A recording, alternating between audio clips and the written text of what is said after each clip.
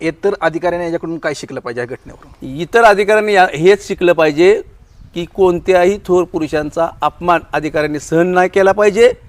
अधिकारी हे जे इतके मस्तवाल झालेले आहेत अधिकारी की नेता म्हणल, सत्तारूढ पक्षातला आमदार म्हणल, मंत्री म्हणल तसे ते वागतायत. आणि हे अधिकारी हे सत्तेचे घटक असल्यासारखे वागतायत किंवा त्या पक्षाचे मांडलिक असल्यासारखे वागतायत. हे त्यांनी मांडलिक असल्यासारखं वागणं सोडावं.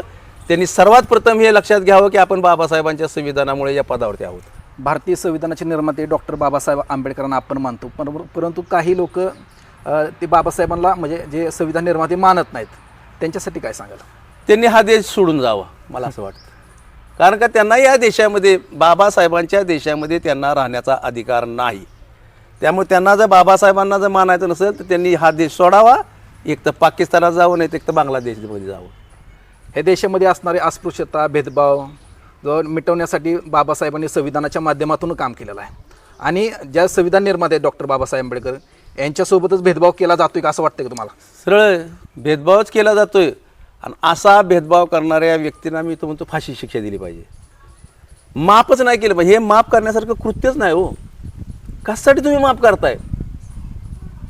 जनतेने ह्याच्यामधून आवाज उठवला पाहिजे. जर हे सरकार जर त्यांच्यावर कारवाई करत नसेल तर या देशातली जनता जर खरंच बाबासाहेबांच्या अनुयायांनी आणि आमच्यासारख्या कार्यकर्त्यांनी या घटनेला माफ केलं नाही पाहिजे.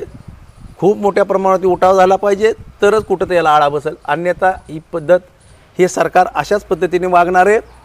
या सरकारला जुन्या लोकांचे विचार पुसून टाकायच्यात आणि त्यांचे विचार प्रस्थापित करायच्यात. कुठंतरी एक जातीवादाकडं हा देश झुकू लागलेला आहे.